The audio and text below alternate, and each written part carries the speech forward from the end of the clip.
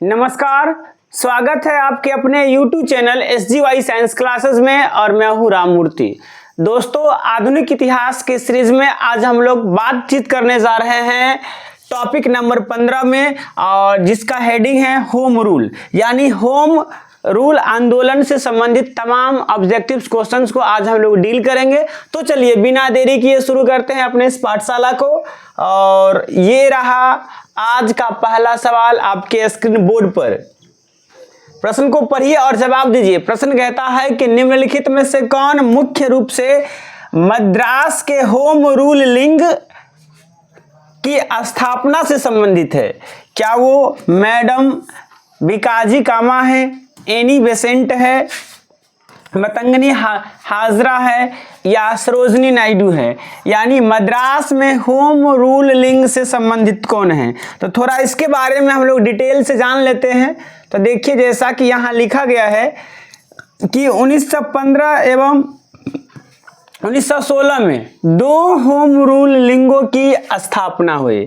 मतलब home rule लिंग की स्थापना दो बार हुई, एक 1915 में और दूसरा 1916 में। पुणे होम रूल लीग की स्थापना बाल गंगाधर तिलक ने और मद्रास होम रूल लीग की स्थापना एनी बेसेंट ने की थी। यानी पुणे में जिस होम रूल लीग की स्थापना हुई उनके संस्थापक थे बाल गंगाधर तिलक, और एक होम रूल लीग मद्रास में स्थापित हुआ जिसके संस्थापक थी एनी बेसेंट। कौन थी? Annie Besant. कहता है कि तिलक के होम रूल लिंग का स्वरूप क्षेत्रीय और एनी बेसेंट के लीग का स्वरूप अखिल भारतीय स्तर का था। यानी ये जो बाल गंगाधर तिलक ने जिस होम रूल लीग की स्थापना किए थे वो क्षेत्रीय था, लेकिन एनी बेसेंट ने जिस होम रूल लीग की स्थापना की वो पूरे भारत में फैल गया था। और वो कहाँ स्थापित की थी? सबसे पहले मद्रास में। इस प्रकार से साथियों अपना जो आंसर हो जाता है वो हो जाता है बी, यानी एनी बेसेंट। मद्रास के होम रूल लीग के संस्थापक कौन थी? एनी बेसेंट थी। B is the right answer. अगले प्रश्न की ओर चलते हैं हम लोग। तो अगला प्रश्न कहता है कि भारत में स्वशासन प्राप्त करने के उद्देश्य से सितंबर 1916 में मद्रास में भारतीय राष्ट्रवादी बाल गंगाधर तिलक और भारतीय स्वतंत्रता सेनानी डैश द्वारा होम रूल लीग की स्थापना की गई थी। यानी एक तो सितंबर 1916 में मद्रास में भारतीय राष्ट्रवादी बाल गंगाधर तिलक और फिर भारतीय स्वतंत्रता सेनानी डैश के द्वारा होम रूल लीग की स्थापना की गई। क्या वो बिपिन चंद्रपाल थे? क्या वो एनी बेसेंट थी? स्वामी विवेकानंद थे या लाला लाजपत राय थे? तो आपको पता है, हमने पहले बतलाया साथियों कि दो बार होम रूल लीग की स्थापना हुई। एक कौन किए थे? बाल गंगाधर तिलक, और दूसरा कौन किए थे? Annie Besant. दूसरा कौन किए थे? Annie Besant. तो यहां आप देख सकते हैं कि भारतीय स्वशासन प्राप्त करने के उद्देश्य से सितंबर 1916 में मद्रास में भारतीय राष्ट्रवादी बाल गंगाधर तिलक और भारतीय स्वतंत्रता सेनानी एनी बेसेंट, कौन? एनी बेसेंट द्वारा होम रूल लीग की स्थापना की गई थी। इसके सचिव जॉर्ज अरुणडेल थे। 20 अगस्त 1917 को भारत सचिव मॉन्टेग्यू ब्रिटिश संसद में एक प्रस्ताव पारित किया जिसमें भारत को उदारवादी शासन प्रदान करने की बात कही गई। इसके फलस्वरूप एनी बेसेंट ने होम रूल लीग समाप्त करने की घोषणा की। यानी यहां पर अगर हम लोग बात करेंगे तो होम रूल लीग से दो व्यक्ति संबंधित थे। एक तो बाल गंगाधर तिलक थे और दूसरा कौन थी? Annie Besant. दूसरा कौन थी? एनी बेसेंट थी। यानी यहां से अपना आंसर जो हो जाता है वो बी हो जाता है। अगले प्रश्न की ओर चलते हैं। तो प्रश्न तो शायद वही है, सिर्फ भाषा चेंज कर दिया गया है। प्रश्न क्या कहता है कि होम रूल लीग आंदोलन के संस्थापक कौन थे? तो आपको पता है होम रूल लीग आंदोलन की अगर बात आता है तो इनके संस्थापक दो हो सकते हैं, या तो वो बाल गंगाधर तिलक, कौन हो सकते हैं? बाल गंगाधर तिलक, या दूसरा कौन हो सकते हैं, या दूसरा हो सकती है एनी बेसेंट। दूसरा कौन हो सकती है, एनी बेसेंट। अब देखिए ऑप्शन में क्या दिया गया है, इनका जो था यानी इनका क्षेत्रीय था, इनका होम रूलिंग कैसा था, क्षेत्रीय था, लेकिन एनी बेसेंट का क्या हो गया था, अखिल भारतीय। एनी बेसेंट ने जिस होम रूलिंग की स्थापना की वो अखिल भारतीय हो गया था, यानी यहां से फिर से बी आंसर क्या हो जाएगा, एनी बेसेंट। क्या हो जाएगा, एनी बेसेंट। अगले प्रश्न की ओर हम लोग चलते हैं। तो यहां आप देख सकते हैं B is the right answer. Home ruling Tilak और एनी बेसेंट द्वारा संवैधानिक प्रस्तावों के तहत रहते हुए स्वशासन प्राप्त करने के उद्देश्य से चलाया गया। तिलक द्वारा 28 अप्रैल 1916 को पुणे के कहा, बेलगांव में, कहा, बेलगांव में तिलक जो बाल गंगाधर तिलक ने 28 अप्रैल 1916 को पुणे के बेलगांव में होम रूल लीग की स्थापना की थी। एनी बेसेंट ने ऑल इंडिया होम रूलिंग की स्थापना सितंबर 1916 में अडयार मद्रास में की थी। अडयार मद्रास में की थी। तिलक पुणे में होम रूलिंग की स्थापना किए थे और पुणे के कहा, बेलगांव में।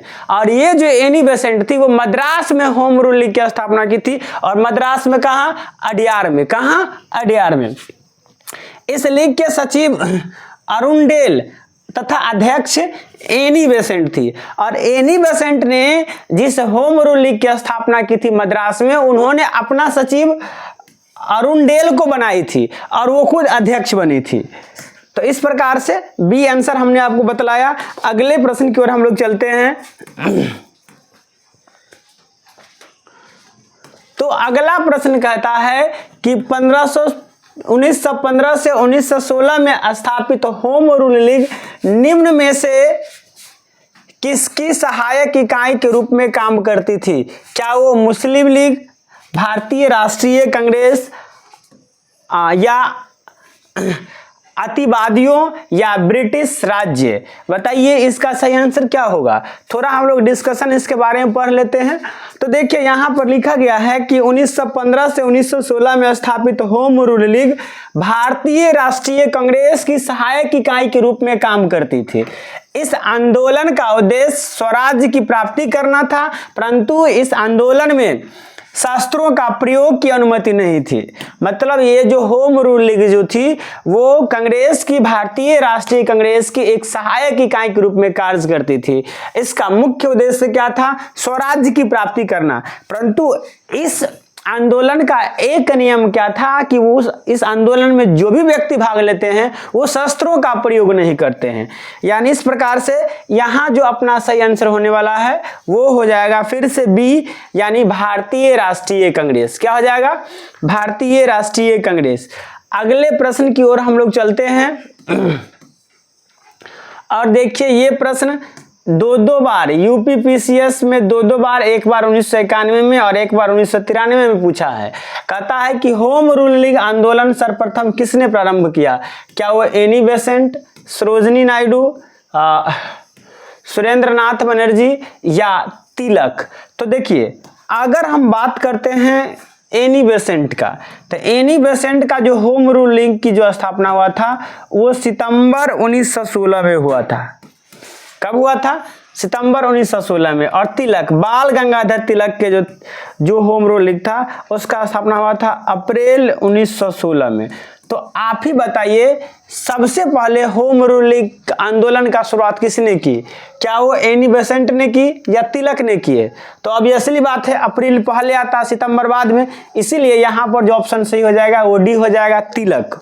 क्या हो जाएगा? तिलक, यानी बाल गंगाधर तिलक ने सबसे पहले होम रूल लीग की स्थापना किए थे या होम रूलिंग आंदोलन प्रारंभ किए थे। कहता है कि भारत में होम रूलिंग आंदोलन सर्वप्रथम एनी बेसेंट ने प्रारंभ की थी। यद्यपि होम रूलिंग की स्थापना सर्वप्रथम अप्रैल 1916 में तिलक ने किया था। अब यहाँ पर किसकी बात आई है? स्थापना कौन किए थे? तिलक ने। लेकिन यहाँ पर बात क्या आया है? आंदोलन की बात आई है। तो अगर आंदोलन की बात आई है तब तो यहाँ पर क्या हो जाएगा? एनी बेसेंट, लेकिन स्थापना की बात आती तब कौन हो जाता? तिलक, यानी ए हो जाएगा। यहाँ आंदोलन की बात आई है तो आंदोलन सबसे पहले किसने शुरू की थी? एनी बेसेंट ने। अगले प्रश्न की ओर हम लोग चलते हैं। देखिए अगला प्रश्न कहता है, ये भी यूपीपीसीएस मेंस में पूछा गया ये प्रश्न है, 2010 में पूछा गया था मेंस में ये प्रश्न कि एनी बेसेंट मुख्यतः संबद्ध रही है सबने अवज्ञा आंदोलन से, गृह शासन आंदोलन से, खिलाफत आंदोलन से या असहयोग आंदोलन से। तो एनी बेसेंट का जो संबंध है वो है होम रूल लीग से, होम रूल लीग आंदोलन, होम रूल लीग से। और इसे हिंदी में कहते हैं गृह शासन आंदोलन, हिंदी में इसे क्या कहते हैं? गृह शासन। होम रूल लीग को हिंदी में क्या कहते हैं? गृह शासन। यानी यहाँ से बी हो जाएगा अपना सही answer, B is the right answer. यहाँ पर देखिए, यहाँ पर स्पष्ट लिखा गया है कि एनी बेसेंट मुख्यतः गृह शासन अर्थात होम रूल आंदोलन से संबद्ध थे। भारत में होम रूलिंग की स्थापना का योजना मुख्यतः एनी बेसेंट द्वारा बनाई गई थी। होम रूल आंदोलन की व्याख्या 2 जनवरी 1914 को अपने पत्र कॉमनवेल्थ में एनी बेसेंट ने की थी। एक पुस्तक यहाँ पर इंपोर्टेंट बन जाता है, वो है कॉमनवेल्थ। कॉमनवेल्थ किसकी रचना है? एनी बेसेंट का। एनी बेसेंट ने इसी पुस्तक में होम रूलिंग की व्याख्या की है, जिसमें ब्रिटिश साम्राज्य के अंतर्गत स्वशासन के उद्देश्य को ध्यान में रखकर धार्मिक स्वतंत्रता, राष्ट्रीय शिक्षा तथा सामाजिक और राजनीतिक सुधारों को आधारभूत कार्य बनाया गया था। भारत में यह आंदोलन प्रथम विश्व युद्ध के दौरान काफी लोकप्रिय रहा। यानी एनी बेसेंट का जो संबंध है वो गृह शासन आंदोलन से, होम रूल लीग से संबंधित है। अगले प्रश्न की ओर चलते हैं। यहां कहता है कि प्रथम विश्व युद्ध के दौरान आंदोलन जो भारत में लोकप्रिय हुआ था वह है, तो वह क्या आ जाएगा? होम रूल आंदोलन। क्या आ जाएगा? होम रूल आंदोलन। अब कहिएगा ये कैसे? तो देखिए यहाँ पर इस लाइन को लिखा गया है, यदि आप इसे गौर से देखे होंगे तो यहाँ पर देखिए, यहाँ पर लिखा गया है कि भारत में यह आंदोलन मतलब क्या? होम रूल लीग आंदोलन। यह आंदोलन प्रथम विश्व युद्ध के दौरान काफी लोकप्रिय हुआ था ना। यानी यहाँ पर जो सही आंसर है कि प्रथम विश्व युद्ध के दौरान कौन आंदोलन काफी लोकप्रिय हुआ था? तो भारत में होम रूल लीग आंदोलन। होम रूल आंदोलन भारत में काफी लोकप्रिय हुआ था। ये प्रश्न भी यूपी लोअर सब इंस्पेक्टर में पूछा गया है। अगले प्रश्न की ओर जब हम लोग चलते हैं तो यहाँ पर कहता है कि निम्नलिखित में से किसका योगदान होम रूलिंग की स्थापना में नहीं था? क्या वो बाल गंगाधर तिलक थे? तो भाई इन्होंने तो किए ही थे। पुणे में, बेलगांव में। एनी बेसेंट मद्रास में की थी, अडयार में। आगे कहता है कि एस सुब्रहम अय्यर या टी.एस. अलकट। और ये बीपीएससी में पूछा गया है, बीपीएससी 40वां बीपीएससी में पूछा गया यह प्रश्न है। तो चलिए जरा इसके बारे में हम लोग पढ़ लेते हैं। तो यहाँ लिखा गया है कि टी.एस. अलकट होम रूल लीग से नहीं बल्कि थियोसॉफिकल सोसाइटी की स्थापना से संबद्ध है। यानी टी.एस.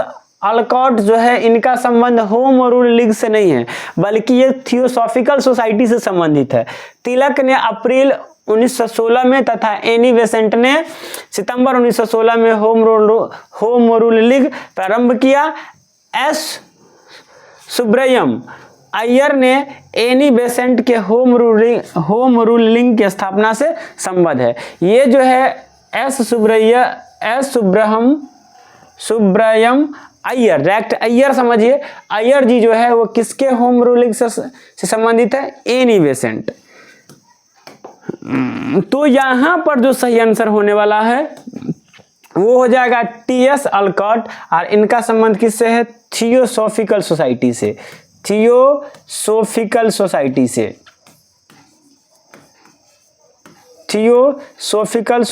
से ना। अगले प्रश्न की ओर हम लोग चलते हैं। तो वही बात है, कहता है कि निम्नलिखित में से कौन होम रूलिंग से जुड़े नहीं हैं? क्या वो एनी बेसेंट है? तो ये थी। एस सुब्रय्यर है, हाँ ये भी थी। ये एनी बेसेंट के एनी बेसेंट के होम रूल लिंग से संबंधित थी। दूसरा है CR दास और तीसरा है BG तिलक ना, BG तिलक, बाल गंगाधर तिलक, तो ये भी तो थे। इन्होंने कहाँ स्थापित किए थे? पुणे में। तो ये भी थे, ये भी थे, ये भी थे। कौन नहीं थे? तो CR दास नहीं थे। कौन नहीं थे? CR दास नहीं थे, यानी ए यहाँ से अपना सही आंसर आ जाता है। अगले प्रश्न की ओर जब हम लोग बात करते हैं तो देखिए ये 39वां BPSC के प्री में पूछा गया यह प्रश्न है। कहता है कि किस आंदोलन में होम रूल समर्थक अपने राजनीतिक शक्ति का सफलतापूर्वक प्रदर्शन किया था? क्या वो कांग्रेस के 1916 का लखनऊ अधिवेशन था? क्या वो 1920 के बॉम्बे में होने वाले ऑल इंडिया ट्रेड यूनियन अधिवेशन था? क्या वो 1918 में होने वाले प्रथम यूपी किसान सभा था? या 1938 के नागपुर के संयुक्त AITUC और NFTUC सभा था? तो जरा इसके बारे में हम लोग डिटेल में यहाँ पढ़ लेते हैं। तो यहाँ स्पष्ट लिखा गया है कि 1916 के लखनऊ अधिवेशन में होम रूल लीग के सदस्यों ने अपनी राजनीतिक शक्ति का सफलतापूर्वक प्रयोग किया। यानी कांग्रेस का जो 1916 का जो अधिवेशन हुआ था वो कहाँ हुआ था? लखनऊ में। इसमें जो होम रूल लीग का जो समर्थक थे उसका सीधा राजनीतिक प्रभाव देखा गया था, यानी A is the right answer. अगले प्रश्न की ओर हम लोग चलते हैं।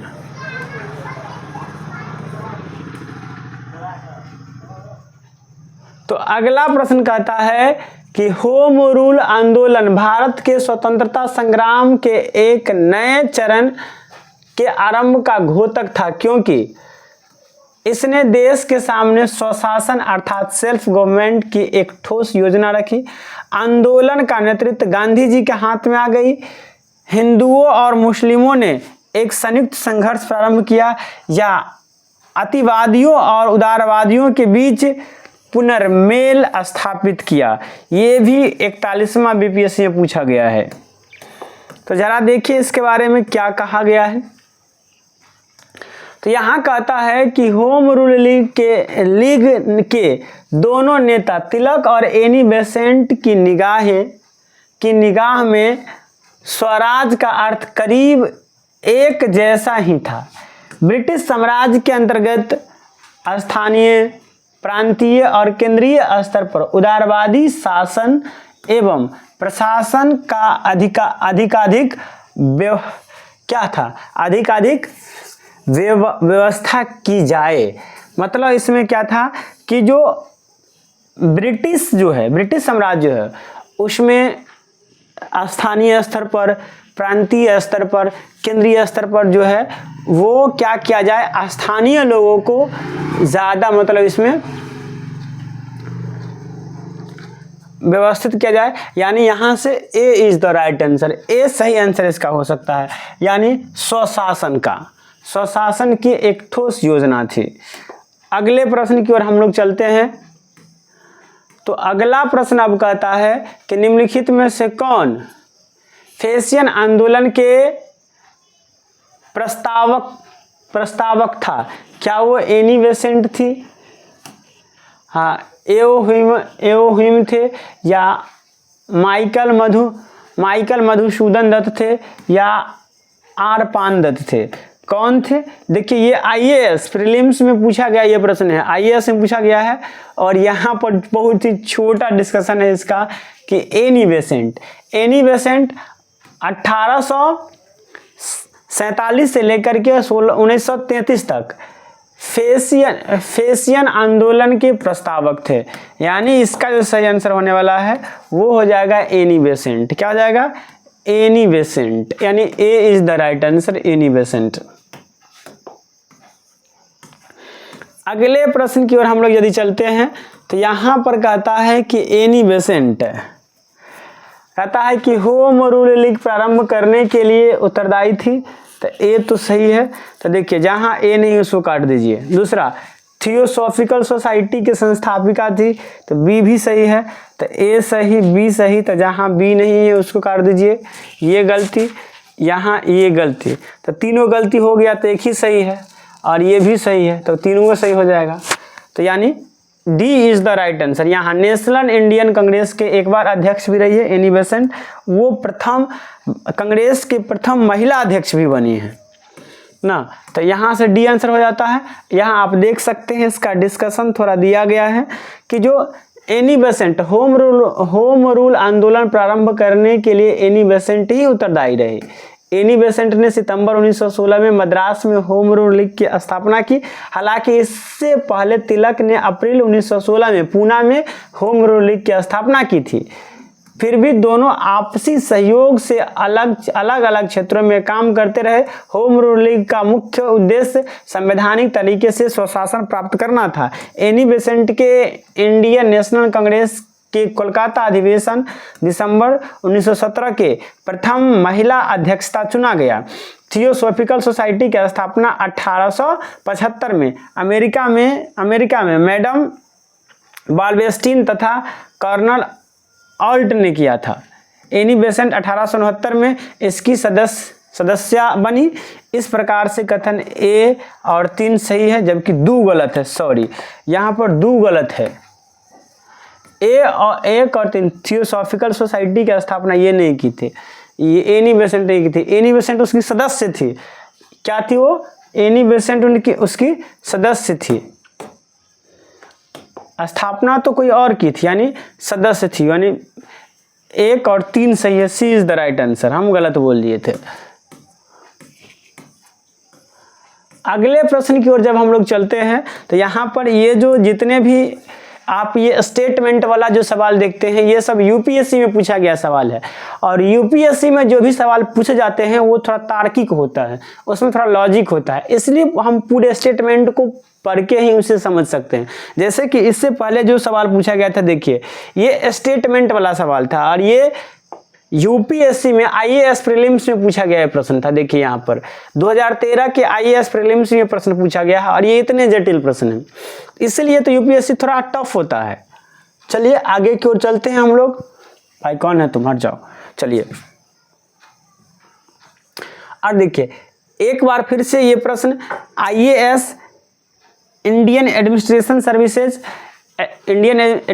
सर्विस प्रीलिम्स 2018 में पूछा गया प्रश्न है। कहता है कि 1920 में निम्नलिखित में से किसे अपना नाम परिवर्तित कर स्वराज्य सभा रख ली। निम्नलिखित में से किसने अपना नाम परिवर्तित करके स्वराज्य सभा रख ली? क्या वो ऑल इंडिया होम रूल था, क्या वो हिंदू सभा था, या साउथ इंडियन लिबरल फेडरेशन था, या the servants of India society था? मतलब किसने अपना नाम बदल के स्वराज्य सभा रखे थे? तो यहाँ पर आप जरा इसका डिस्कशन देखिए। तो कहता है कि home rule league Akhil Bharatiya home rule league एक राष्ट्रीय राजनीतिक संगठन था जिसकी स्थापना एनी बेसेंट द्वारा सितंबर 1916 में किया गया था। तिलक की Indian home rule league Karnataka, Maharashtra यानी बॉम्बे छोड़ करके, इसके अलावा मध्य प्रांत और बरार की 6 शाखाओं तक ही सीमित थी। देश के बाकी हिस्से एनी बेसेंट की लीग के जिम्मे आए। लीग का उद्देश्य ब्रिटिश शासन के अधीन रहते हुए संवैधानिक तरीके से स्वशासन को प्राप्त करना था। अप्रैल 1920 में Akhil Bharatiya home rule league ने महात्मा गांधी को इसके अध्यक्ष के रूप में निर्वाचित किया और महात्मा गांधी ने इसका नाम परिवर्तित कर स्वराज सभा यानी असेंबली रखा। यानी जो Akhil Bharatiya home rule league था इसका अध्यक्ष 1920 में महात्मा गांधी को बनाया गया। और महात्मा गांधी जी क्या किए? ये जो Akhil Bharatiya home rule league थे, all India home rule league थे, इसका नाम बदल करके स्वराज्य सभा रख दिया गया। कब? 1920 में। यानी A is the right answer. देखिए ये आईएएस में पूछा गया प्रश्न था और देखिए कितना जटिल था ये। चलिए अगले प्रश्न की ओर चलते हैं। तो दोस्तों ये था होम रूल लीग से संबंधित कुछ महत्वपूर्ण प्रश्न जो कहीं ना कहीं पीसीएस में, आईएएस में, रेलवे में इत्यादि प्रकार के कॉम्पिटिटिव एग्जामिनेशन में पूछा गया था। तो पहले आपको कैसा लगा ये वीडियो हमें कमेंट करके बताइएगा। अगर अच्छा लगा है तो लाइक कीजिए, साथ ही साथ यदि आप हमारे चैनल पर नए हैं तो इसे सब्सक्राइब करके बेल आइकन को दबा दीजिए। चलिए मिलते हैं नेक्स्ट वीडियो में, आज के लिए इतना ही। जय हिंद, जय भारत।